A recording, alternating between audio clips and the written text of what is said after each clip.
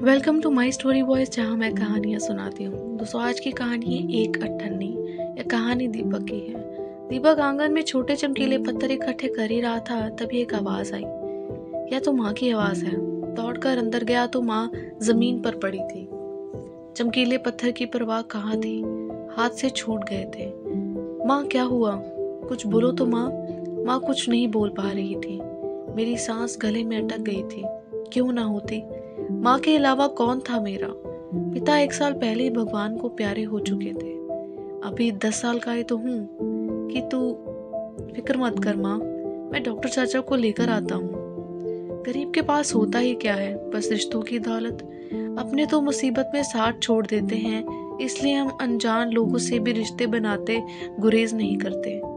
Doctor चाचा के साथ ऐसा ही रिश्ता था। मैं सूतली से बंधी टूटी चप्पल से जितनी तेजी से दौड़ सकता था अस्पताल की ओर दौड़ा। डॉक्टर चाचा, डॉक्टर चाचा। क्या हुआ दीपक? चाचा, वो माँ। बैठ, पानी पी। आराम कहाँ था? अब बता क्या हुआ? चाचा, वो माँ बोल नहीं पा रही है। आप चलो घर पहुंचकर।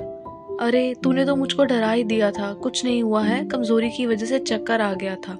चल ये दवाई ले आना, खाली पेट मत देना, कुछ खिला देना। खिला देना? मैंने उदासी भरी नजरों से पूछा। याद नहीं कब चूल्हा जला था। माँ घरों में काम किया करती थी, जो जूठन बचती थी उसी को खा कर जी रहे थे। कहाँ खो गया? अच्छा मैं चलता हूँ। मैंने घर में छुपे राशनों की तहलियाँ को खंगालना शुरू किया। शायद कुछ मिल जाए। तभी कुछ गिरा। मेरी आंखों में चमक आ गई। यह तो अठन्नी है, जो शायद माँ ने संभाल कर रखी थी। मैं बाजार की ओर दौड़ा। अठन्नी हाथों में ऐसे पकड़े हुए थी मानो जिंदगी हो हाथों में। तभी मेरा पैर फिसला। शायद चप्पल अपना धैर्य छोड़ चुकी थी और मैं अपना। हाथ से जिंदगी छूट चुकी थी। मैंने सड़क पर खो चुकी अपनी उम्मीद को तलाश रहा था। तभी मेरा हाथ किसी चीज से टकराया। लगा शायद उम्मीद अभी बाकी थी। धूल में छिपा हुआ बटुआ पड़ा था। खोल के देखा, इतने सारे गम एक झटके में खो चुके थे। नोटों से ठूस ठूस कर भरा था। पहले कभी इतने नोट कहाँ देखे थे। एक तरफ भूखा पेट था, उम्मीद थी। दूसरी तरफ स्वाभिमान, ईमानदारी, माँ की सीख थी। भूख से एक बार शरीर मरता, पर बेईमानी से आत्मा। मानो अंदर जंग चल रही थी और दोनों तरफ से मैं खुद से ही लड़ रहा था।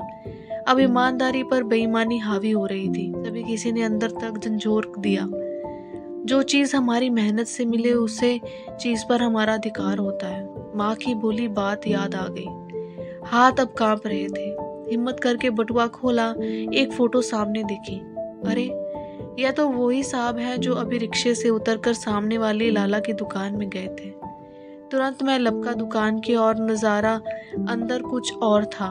साहब अपनी जेब को मानो कई बार टटोल चुके थे। मैं अंदर दुकान में गया। साहब, ये आपका है? मैंने कहा। तुमको कहाँ से मिला? सड़क पर गिरा हुआ था। साहब एक बार देख लो, पैसे पूरे हैं ना? साहब ने कहा, देखना क्या है? अगर पैसे लेने होते तो तू ये लाते ही थोड़ी मुझे देने के लिए। ऐसा कहते हुए साहब ने 20 रुपए निकालकर मेरी ओर बढ़ा दिए। नहीं साहब, यह तो मेरा फर्ज था। मैंने कहा। इतनी सी उम्र में ऐसे संस्कार, इतना स्वाभिमान। नाम क्या है तुम्हारा? दीपक। मैंने कहा। दीपक मतलब रोशनी, खुद जलकर सबको रोशन करने वाला। बिल्कुल वैसे ही हो तुम। अपने नाम का मतलब जानकर मैं भी हैरान था। मन में सोच रहा था। कौन सी कक्षा में हो बेटा? साहब ने पूछा। जी 2 साल पहले 5वीं कक्षा में था साहब। 2 साल पहले? साहब ने बड़े आश्चर्य से पूछा। 2 साल से स्कूल नहीं गया। माँ जितना कमाती है उतने में मुश्किल से खाना ही खा पाते हैं, वो भी कभी कभी। दया भरी नजरों से वो साहब तो अब तक देखता रहा, जब तक साहब वहां से चला ना गया।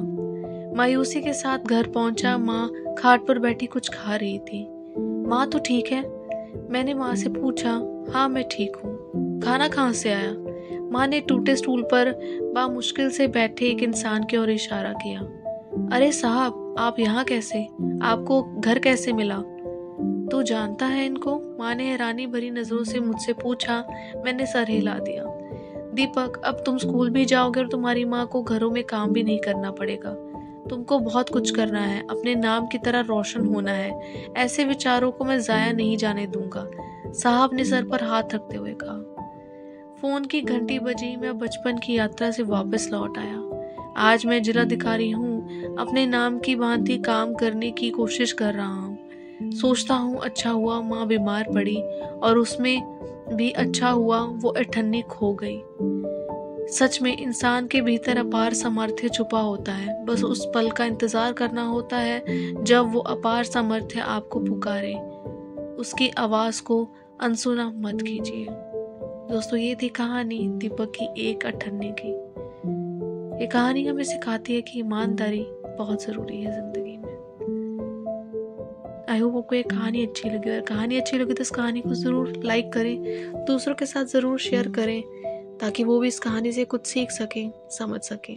और अगर मेरे चैनल को सब्सक्राइब नहीं किया तो कर लीजिए, जिसका नाम है माई स्टोरी वॉइस, जहाँ मैं कहानियाँ सुनाती हूँ।